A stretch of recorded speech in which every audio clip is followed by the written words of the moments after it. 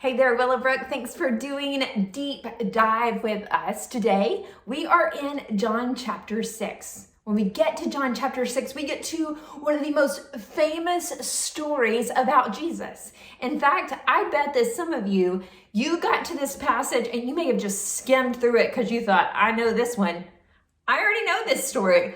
It won't take me any time to get through it because it's the story of Jesus feeding the 5,000. I bet if I ask you that story right now, you wouldn't even have to look in the Bible. You'd say, well, Jesus was teaching. There was a huge crowd there. They got hungry. There was a little boy, 5 loaves, 2 fishes. Jesus multiplied it and everybody left full. And that's generally the story. But there is one verse in here that when I looked at it with a deep dive, I zoomed in a little bit. Man, I felt my heart convicted, and I want you to catch it too. Let's start with the first verse, but it's around verse 5 that I really want you to lean in and not miss this. It says, after this, Jesus crossed the Sea of Galilee. A huge crowd was following him because they saw the signs that he was performing by healing the sick. Jesus went up a mountain and sat down there with his disciples. Now the Passover, a Jewish festival, was near.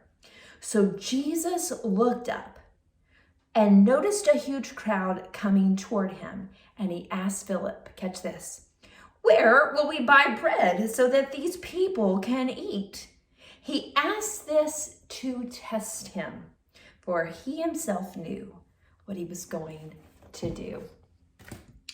I've heard a story about a teacher who handed out a test to every student.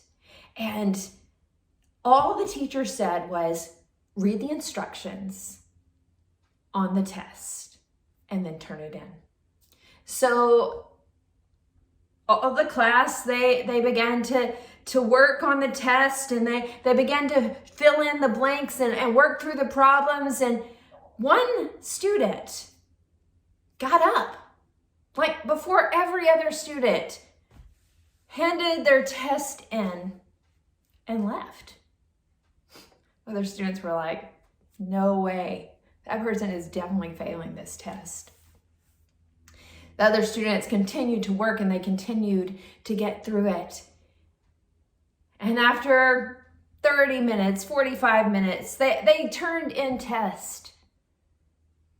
The next time they came to the class, the professor said, wow, there was only one of you who passed the test. And it was the one who turned the test in first, because that student read the instructions. The instructions said, write your name on the paper and turn it in. That's it. You see, too many times, we're not doing the right things. We're not following the right rules, and we're messing the whole thing up. And when I read what Jesus asked Philip here, this test, it made me think of that. Because too often we think our job is to solve some really hard problems. And that's what it looks like Jesus just gave Philip. Some really hard algebra problems or things he has to work through, and things are going to take a lot out of him. But that's not what Jesus wanted for him at all. Jesus wants to test him. He wants to see, where will you go first? Will you come to me? Or will you begin to rack your brains for all the solutions? You know, I think that that's what God wants from us now. In fact, I know he does. But too many times we're faced with a problem and we head straight to Google. We're faced with a problem and I call my mom. Hey, Mom, what do you think I should do? I'm faced with a problem. And so I talk to a friend or I go to social media. But I wonder how many times we're faced with a problem and it's really just a test.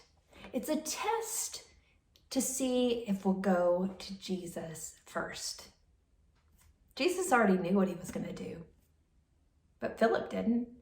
And when I'm faced with a problem, Jesus already knows what he wants to do. But unless I go to him, I don't either. So what about you? What problems are you facing right now? What does God want to do in you and through you? And how can you go to Him first for the answers? I hope that you'll have a happy Wednesday.